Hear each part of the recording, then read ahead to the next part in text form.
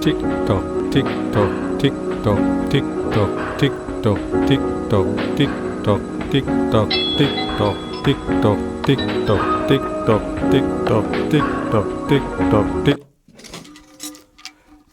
Don't turn that dial.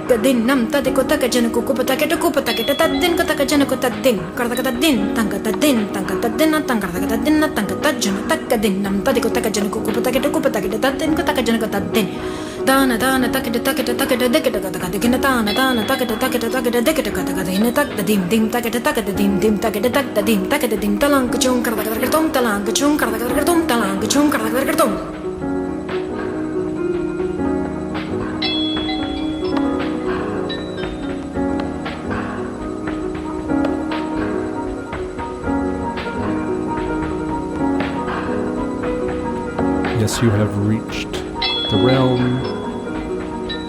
of Radio Tipping Point. My name is Mike Boyle. And our problem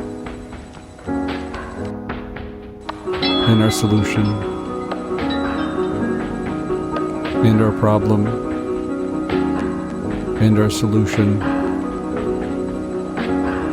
and our problem and our solution. Change the structure, change the behavior.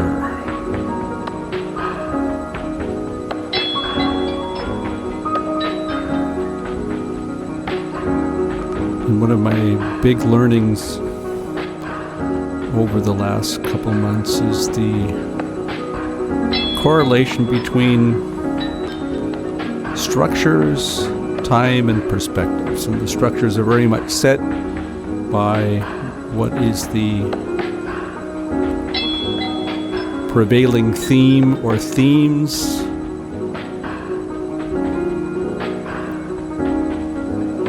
As we know that they dominate the airwaves, then they start to fade into obscurity.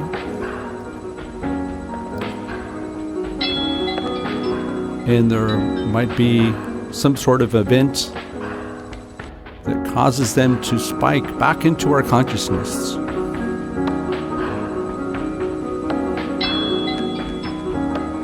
There was an unintended experiment that I performed not too long ago.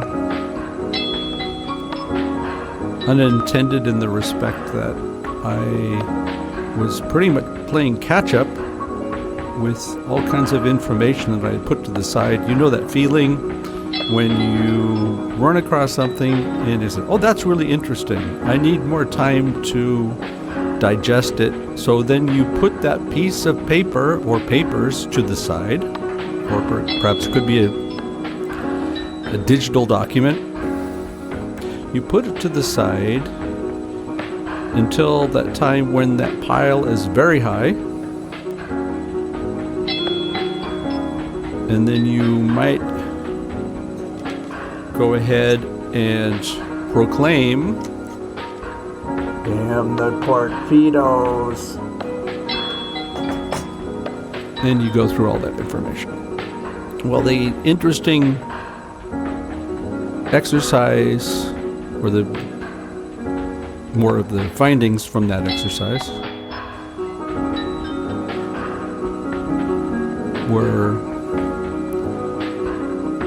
very much tied to a couple different components. The first one being a lot of the material that I was going through was already obsolete by the time I actually started reading it. And here, just to put things in context, I'm only referring to a time period of about 2 to 3 months between when that information actually arrived at our doorstep and the time by which I could actually go through it. So within that 2 to 3 month time period, I would say a good 50%, probably higher, was thoroughly obsolete. So it made me think, well, first of all, I don't need to go through that one. But it got me thinking of the information that we are consuming daily, how much of it is truly superfluous?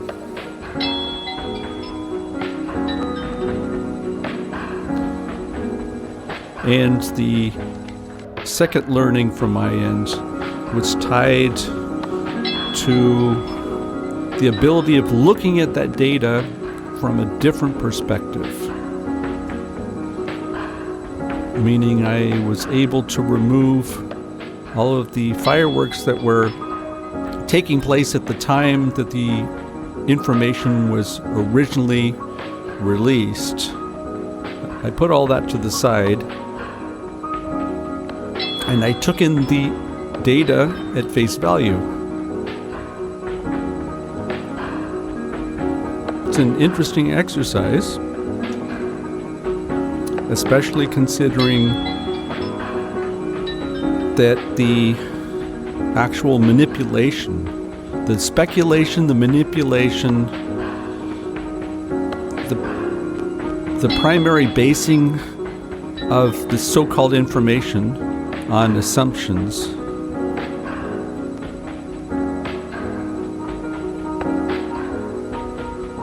made me think that we have an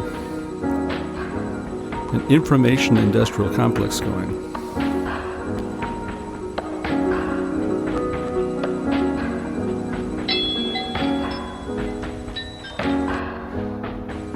And I wonder to what degree this might be part of some sort of Brave New World motif that we are putting ourselves through,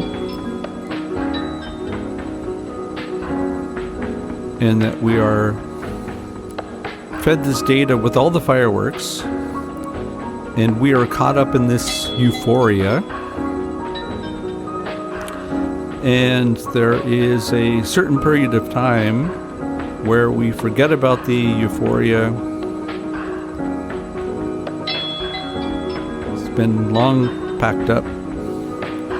And then this feeling of buyer's remorse sets in.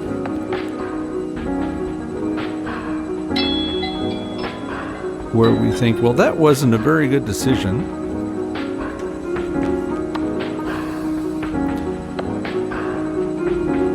And I feel that this is an exercise we keep performing over and over again, and this is not a new phenomena.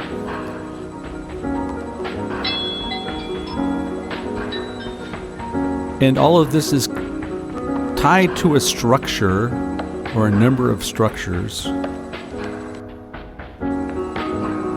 that are found within our society, and for the most part they're not really questioned. So I mentioned time equals perspectives equals structure. The time that we actually consume the data allows for us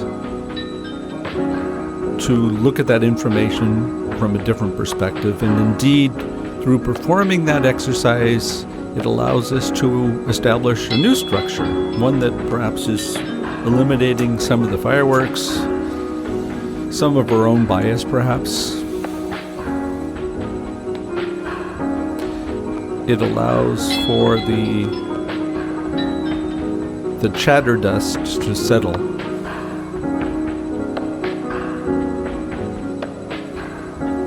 But there is another very important component to all of this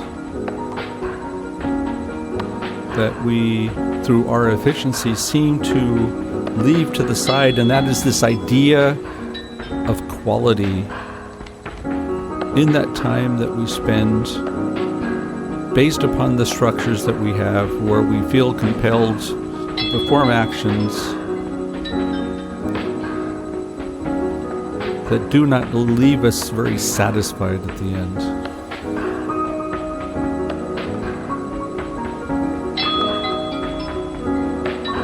As we live in an efficient-driven society, then how do we go ahead and measure quality? Well, why don't we take a look at maybe some other cultures and how they look at this question of time?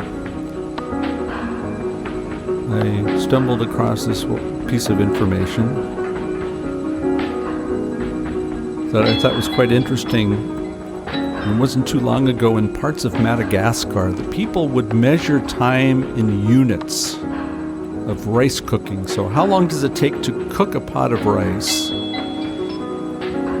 And of course that depends on the rice, it depends on the heat, it depends on a number of different characteristics. But could we use the cooking of rice as a standard measurement of time? Another one they use is how long it takes to fry a locust, and that's like almost a nanosecond. So they're denoting that something happens very quick.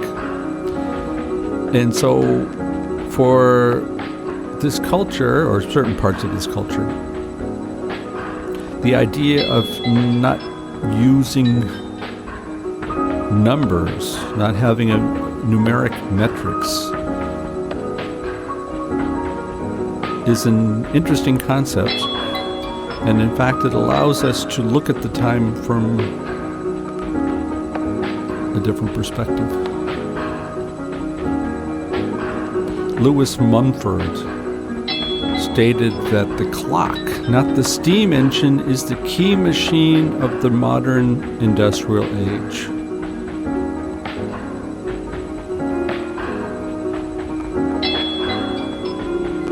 And when measuring efficiency and going back to a subject that I talk about quite often, this idea of convenience, then very often the convenience means that we do not need to spend the time performing certain actions, and the lack of the actions is the value to be found in whatever it may be.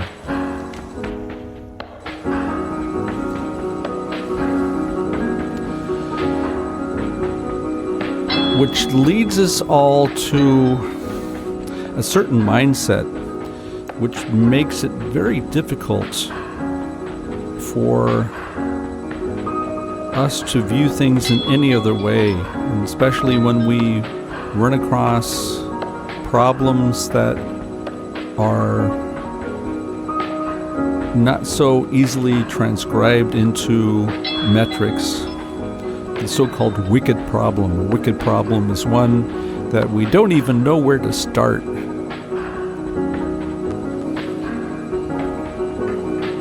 And no, climate change is not a wicked problem. It's a complex problem, but we know what to do. Social inequality is a wicked problem, because there we keep struggling and we We just can't get it right. So inevitably, we don't try to solve the problem per se. We look at the symptoms and we'll throw on some workaround sauce and consider it a success.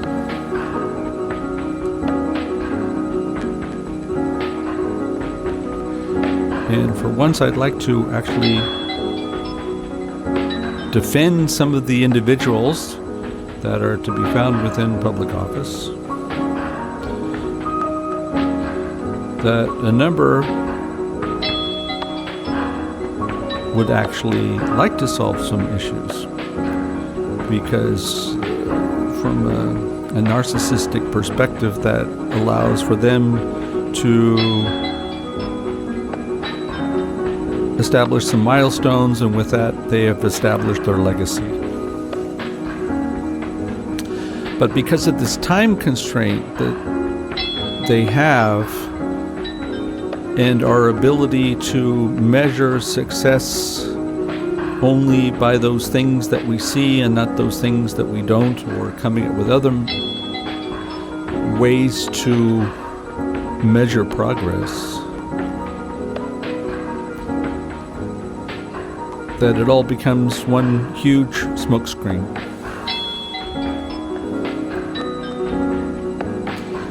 And no, I'm not talking about the events that have taken place since March of 2020.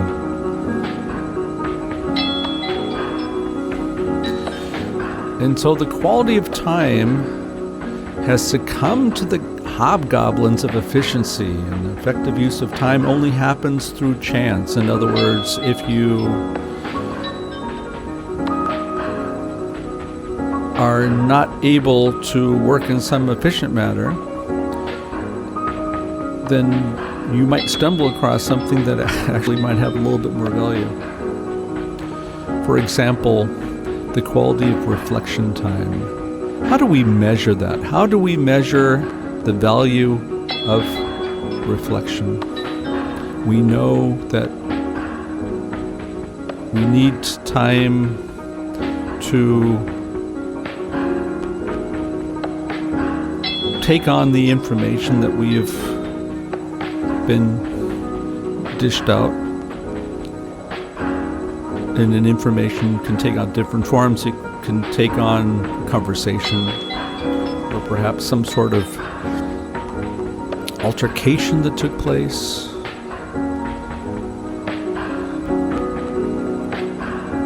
or perhaps something that we have observed and we're not really quite sure what it meant. Well, the ability to take a break and free yourself of the necessity to perform some sort of judgment on whatever it may be. The ability to put all that on pause and think about, well, what was that? How do we relate to it? Is there a hidden meaning that we weren't able to see at first glance? Can we ensure that any bias that we might have is eliminated in that process? And in fact, I can give you an example of something that took place a few days ago that was very, very interesting. I was invited to take part in a workshop that was tied to this idea of establishing an imaginary treehouse. Sorry, let's try that one more time. An imaginary tea house. Maybe that was a Freudian slip. Actually, I like the idea of an imaginary treehouse a little bit more, in all honesty. And apart from having a very interesting group together there were different concepts that we were discussing that through the different opinions that the individuals were professing, it led me to something that perhaps might be considered a pretty well-rounded structure or a process to get to a structure. Let me pass this one on to you. If we are trying to ensure that the experience for the individual is meaningful,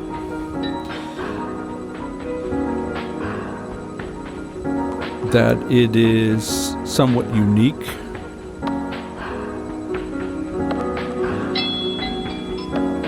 that it is authentic, if we may use that word, then we need to ensure that certain things have been put in place so that the chances of that taking place, that wonderful moment, have been at least enhanced. And this is where it gets a little bit tricky,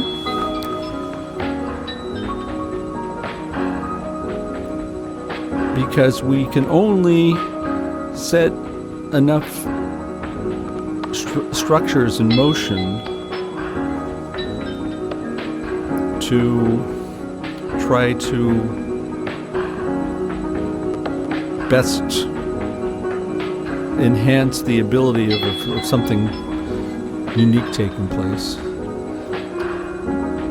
But there's a certain mindset that also has to be part of that prerequisite, and that would be the rituals that we perform. And within this concept of rituals take on various forms. Of course, we can consider our daily routines as being rituals, that we get up in the morning, we have our cup of coffee, we get ready to go out, or we don't get ready to go out, whatever it may be.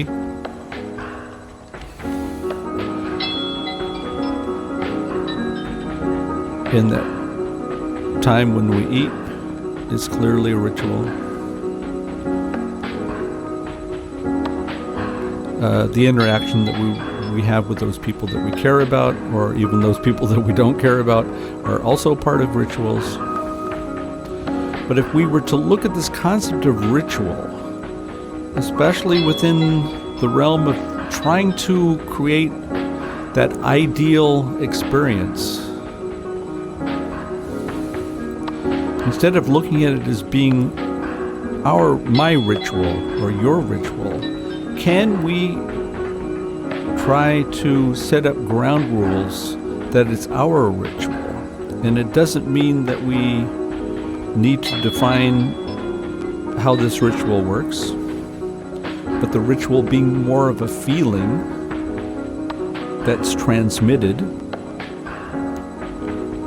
And in fact, the ritual would be some sort of common thread between people with the intention of making that interaction meaningful. So on the one hand, we have the conditions, the prerequisites, so that it can be meaningful.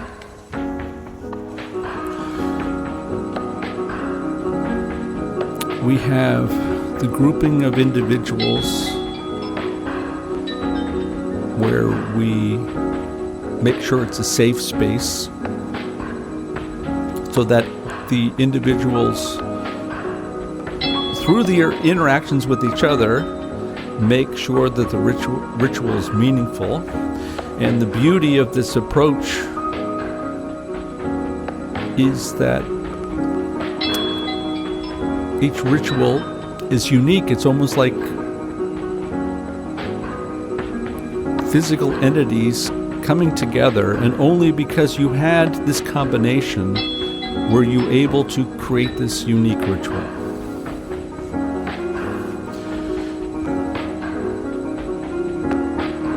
And some of you might be thinking that we're leaving too much to chance.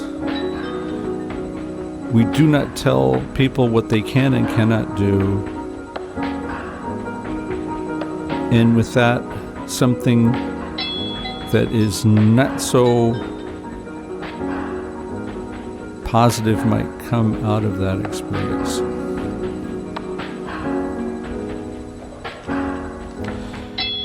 And I would grant you that possibility does exist. Yes, indeed.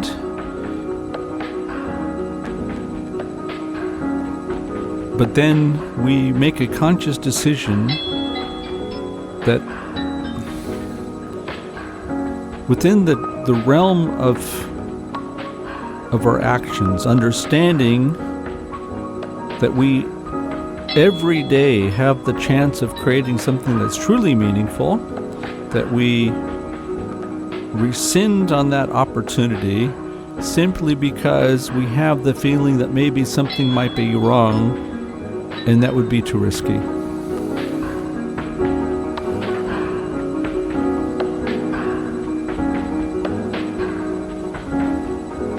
So that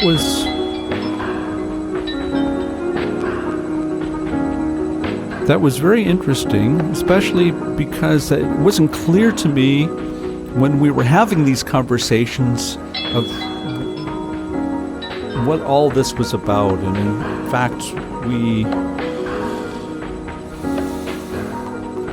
within the experience, we tried to establish what I will call enablers, that if one is interested can help in ensuring that that conversation is meaningful or the experience is meaningful. It doesn't have to be a conversation. Probably some sort of conversing taking place. But we're really talking about the entire experience. We do not state that things have to work a certain way. It's up to the individuals and that chemistry that takes place between various individuals getting together.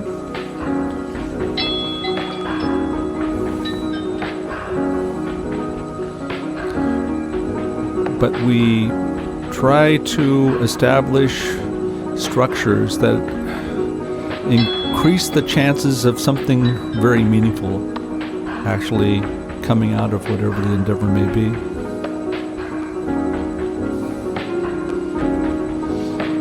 And of course, we know that we are far, far away from anything along those lines, especially when we concentrate on everyone in society and understanding that meaningful is perhaps not always the easiest approach.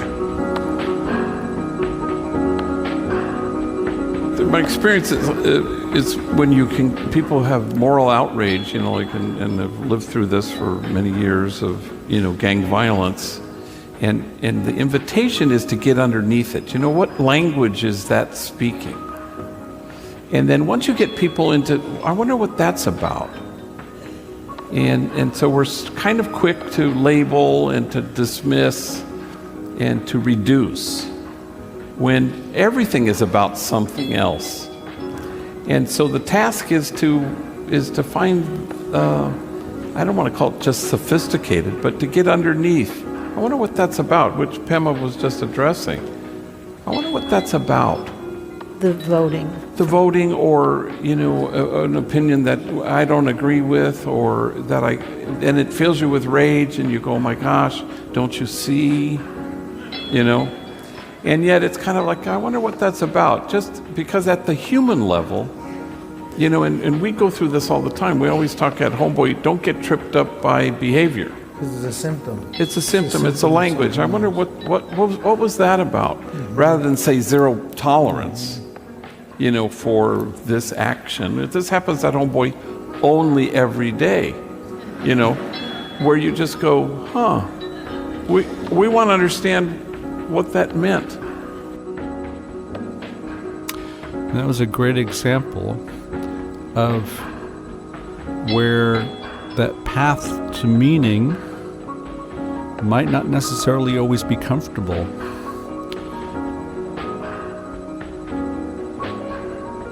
Instead of actually sweeping our feelings under the emotional carpet, we take that step back, and I would consider that step to be a certain type of reflection. In fact, it's clearly reflection, because you do not react, you contemplate something, so that means we are referring to reflection. And you pose the question, so what's that all about?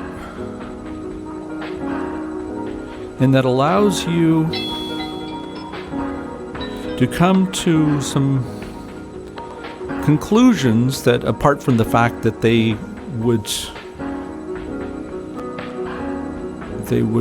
most likely not be so apparent if we were concentrating on that level one thinking, only relying upon our instinct to make sure that our biases are always in front and center. But we pose the question, so what's that all about? And I suspect you know that feeling, especially when individuals we know react in a certain way that we didn't expect. We didn't expect them to react that way because that was not part of the routine that we know.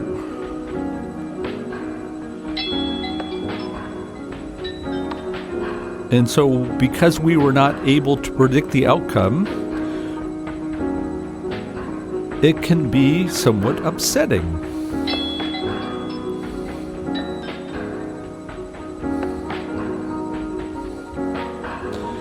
So if we were to establish an enabler that was to put, I think it's going to depend on the individual. I think mine's a little bit longer than others. Probably because I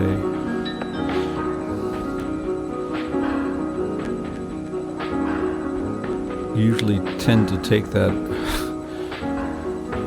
emotional retort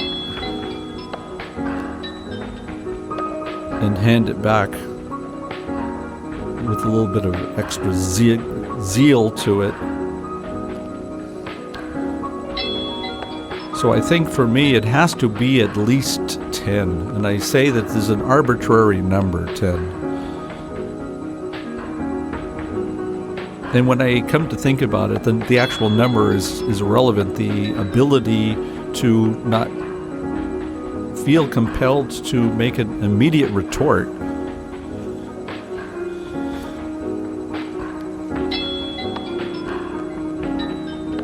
but to establish an enabler for myself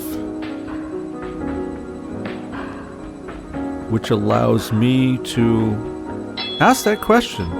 So what's that all about? Because I've come to the conclusion that most of those things that are taking place around me, those things that I feel are directed at me, that very often they have nothing to do with me at all.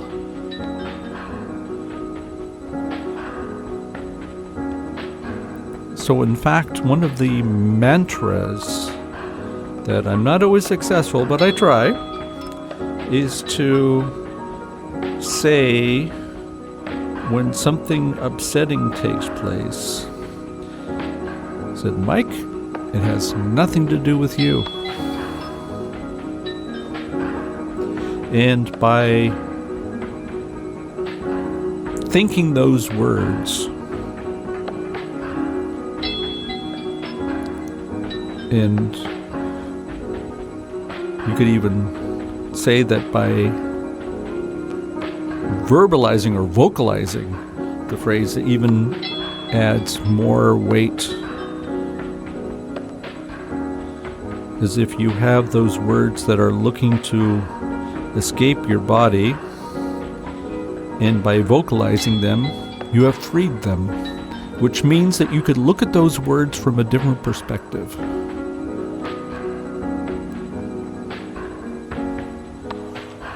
So the question is, yeah,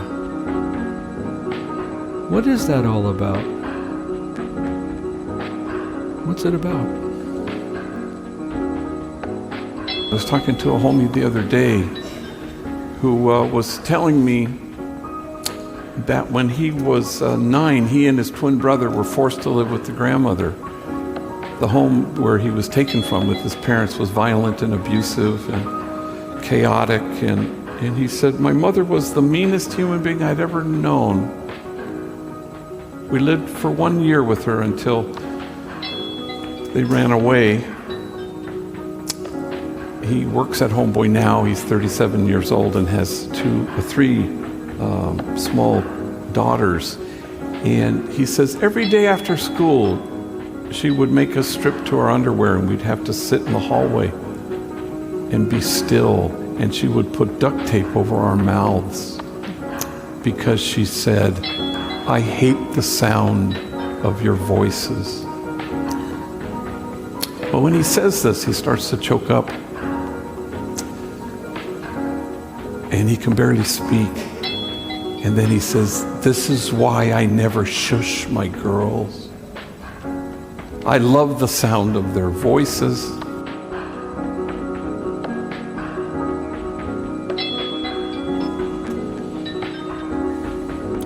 You are listening to Radio Tipping Point, and our show today is titled Change the Structure, Change the Behavior.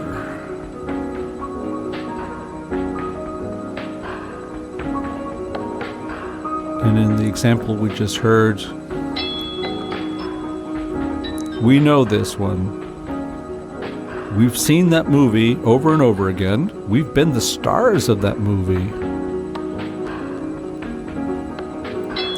That we think that something that's taking place where the wrath of somebody else is being let out on us, our immediate reaction is that we did something wrong.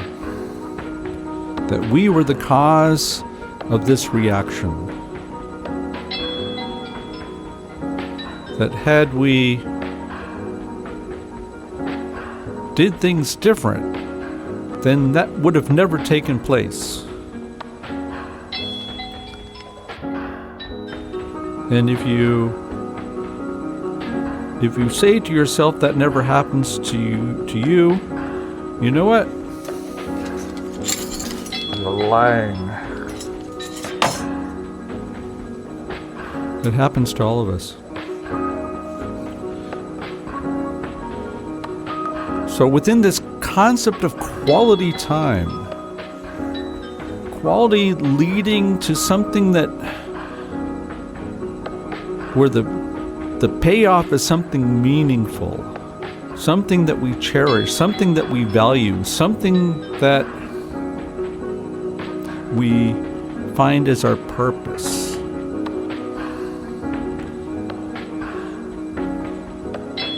Then wouldn't that time for reflection, wouldn't that be quality time? And here I feel compelled to explain the difference between reflection and dwelling on something. We dwell all the time, even if we don't even realize it. And again, yours truly is as guilty as anybody else. That something will happen and we will think about it. And we will think about it. And we will think about it some more. And I've come to the conclusion that the older I get, it doesn't get any better. In fact, I wonder if perhaps maybe it even gets worse. It's not because I have more time on my hands.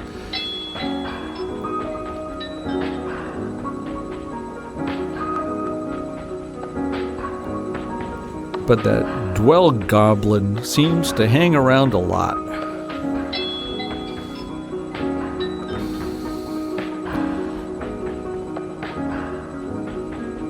And there's one thing's for sure, that is not quality time.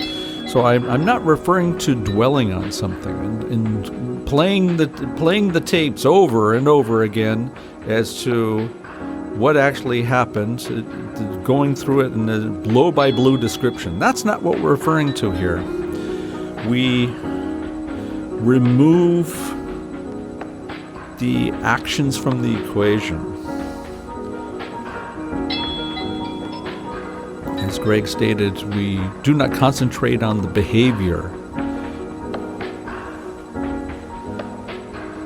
but we want to better understand, why did that eruption take place to begin with?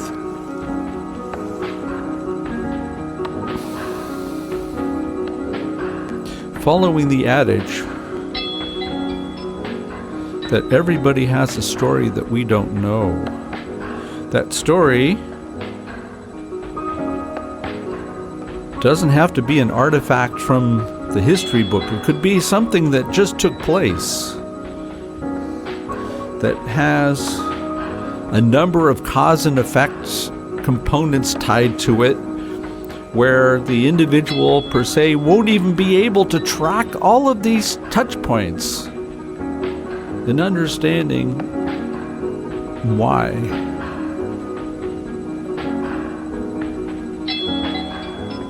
Why do I react that way? Why do I have these feelings?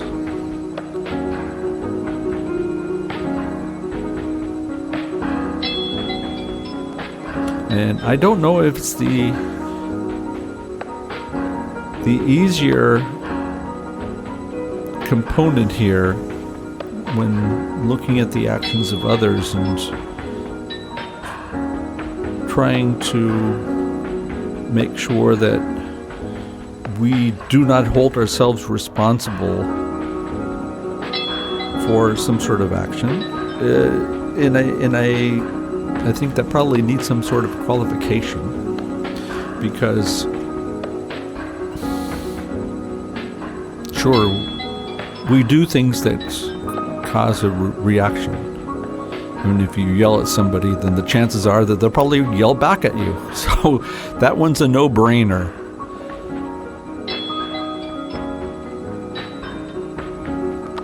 But I'm referring to those things that perhaps might be not just non-intentional, but actually very minor.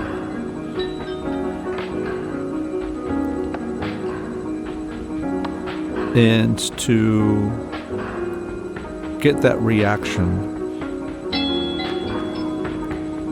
and then for us to have the feeling that we were the cause, although it certainly wasn't our intention. It was, as mentioned, something very minor.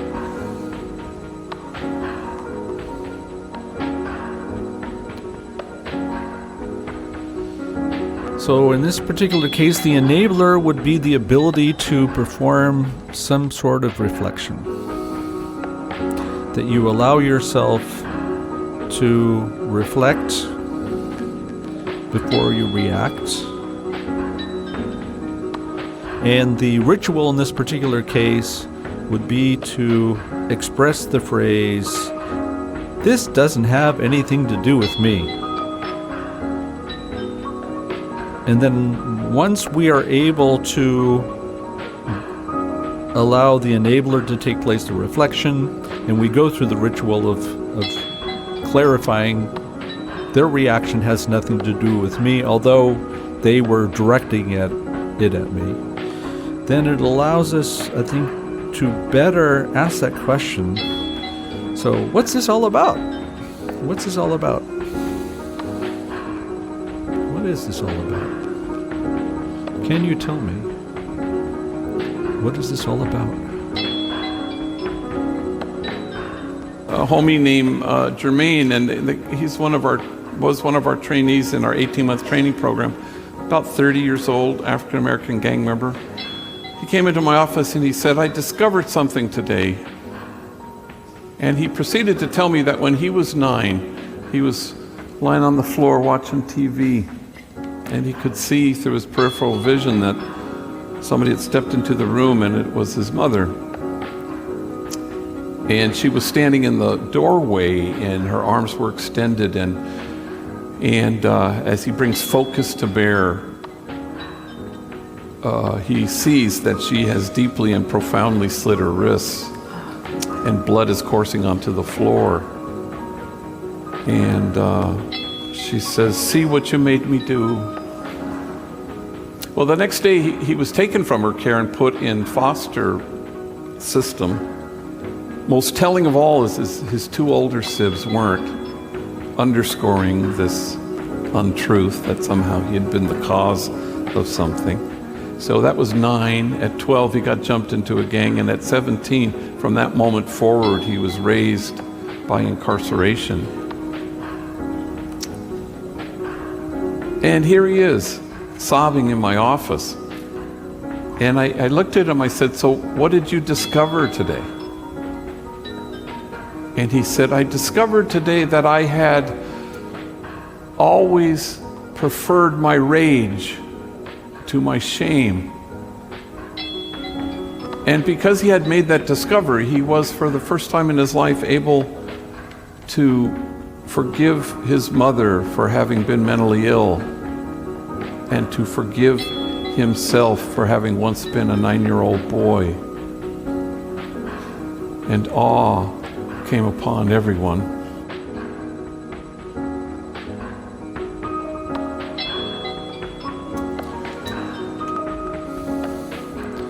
Situational versus dispositional. When we always believe that the others were born that way,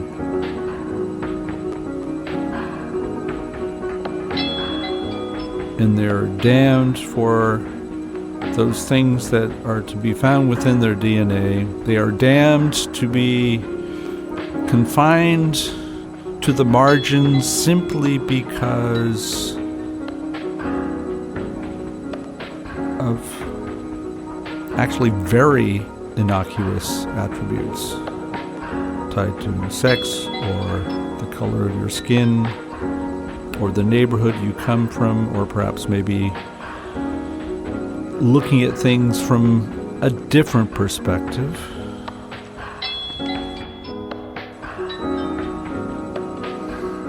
And not fitting into the norm, that we tend to easily put others into certain categories or boxes where we say, well, they can't do anything about it because they were born this way.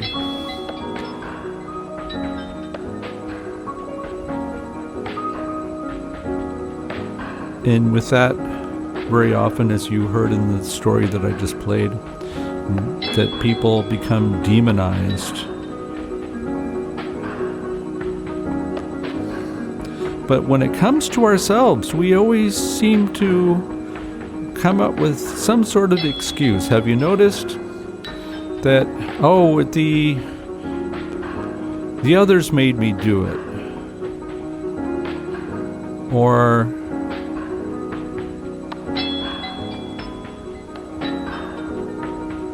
I'm not very effective in the afternoon, or, you know, that's not one of those things that I do well.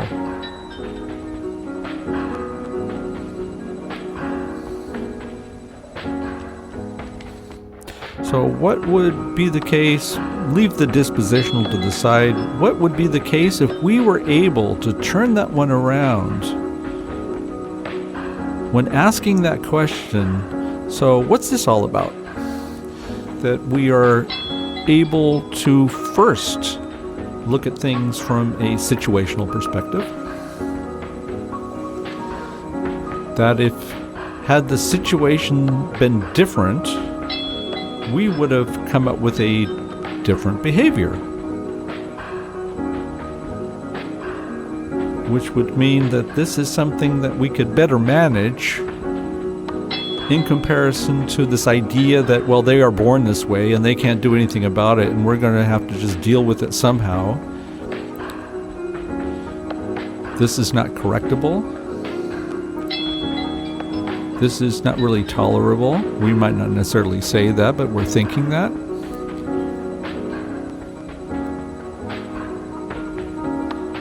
But instead, if we were to realize that these categories are uniform regardless of who we're talking about, and that includes ourselves,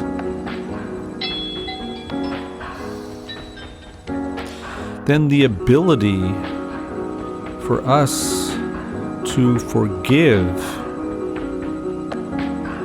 has increased at least a little bit, I'd like to think. At least a little bit.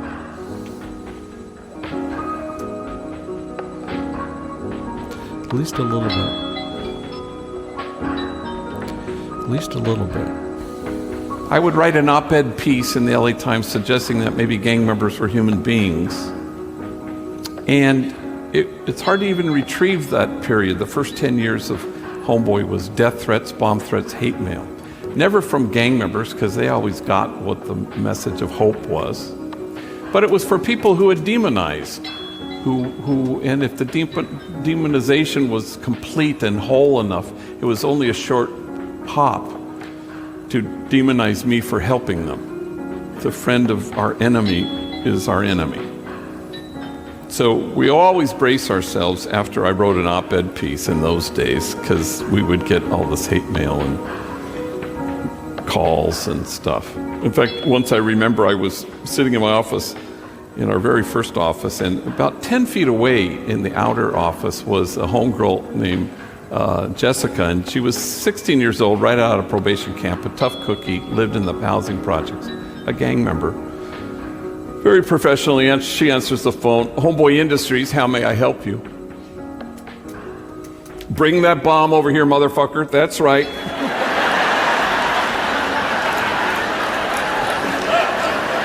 Yeah, that's correct.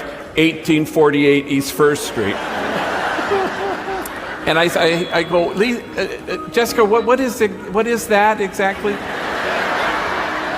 Oh, it's some fool who wants to blow the place up.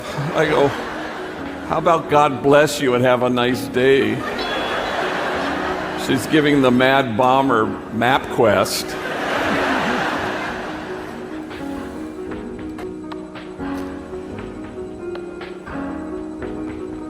Right, and so how can we measure our progress in changing those structures that allow us to perform these routines that we go through, knowing full well that we're not only looking to change the experience for everyone, but we have to concentrate on me, myself, and I. And cognitively changing these structures for ourselves, knowing full well that we do have the power, might be somewhat limited, might be very, very limited in certain cases.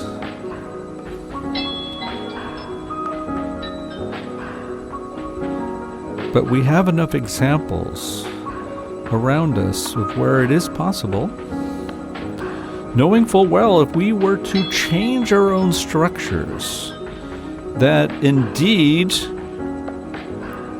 we can change our own behavior. And here the intention is to make sure that those results, that they're meaningful. And I'd like to think that some of the elements that I've talked about today in the show are something that we can all do. I don't think you need a how-to manual to take a break or to count to 10. Or maybe following the example of those in Madagascar, looking to see how long it actually takes to fry a locust. And maybe you might want to fry a couple of them if you need more time. Or you might even want to measure time through how long it takes for us to cook rice. If you need that much time, feel free. But by allowing us to eliminate a reaction tied to the events that are taking place around us, concentrating primarily on the behavior of others, that is something that we do have within our power. And if there was one thing I could wish for all of you today and tomorrow and the day after, and I'm feeling generous, how about till at least the end of the week, if you can try that one on for size and see where it takes you, and let me know how it goes.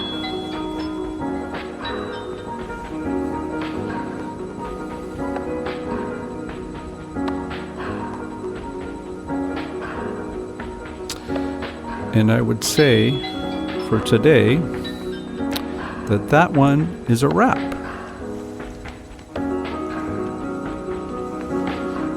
And always I feel very grateful for the opportunity to share these ideas with you,